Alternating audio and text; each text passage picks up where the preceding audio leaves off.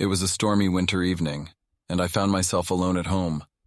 My parents had left for a weekend getaway, and I was to spend the next few days in our large old house.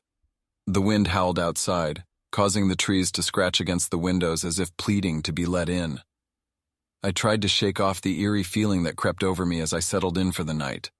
I decided to watch some TV to distract myself from the unsettling atmosphere. But as I flipped through the channels, I couldn't shake the sensation that someone, or something, was watching me. Each creak of the floorboards and every distant rumble of thunder sent shivers down my spine. I made my way to the kitchen to grab a snack, the dim light casting elongated shadows across the walls. That's when I heard it, a faint whisper, like a hushed conversation just out of earshot. I froze, my heart pounding. I strained my ears, but the sound had vanished as quickly as it had come. Attempting to dismiss my growing unease, I retreated to my room and buried myself under the covers. I was on the edge of sleep when I heard footsteps, soft, deliberate steps, coming from the hallway. The floorboards groaned in protest as if bearing the weight of an invisible presence. My pulse raced as I clutched the blanket, trying to convince myself it was just my imagination. Time seemed to stretch as I lay there, every sound magnified in the silence of the night.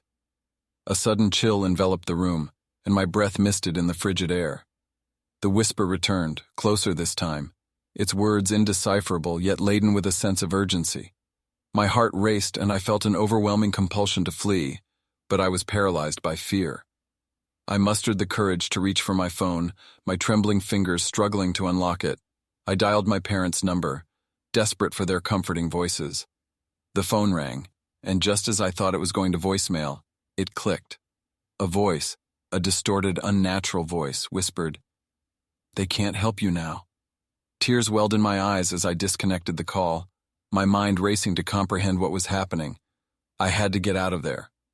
With adrenaline-fueled determination, I leaped out of bed, and with my phone's feeble flashlight, I navigated the dark corridors, every step echoing like a thunderclap.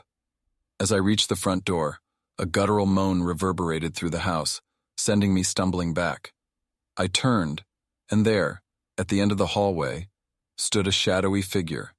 Indistinct and malevolent, my heart pounded in my chest as I tore my gaze away, wrenching open the front door and fleeing into the storm. Outside, rain lashed at my face, and the wind seemed to carry away the horrors of that night. I never returned to that house, and my parents couldn't explain the unsettling events I recounted. But to this day, I'm haunted by the memory of that chilling voice and the lingering presence that seemed to watch my every move, lurking in the shadows of my home alone nightmare.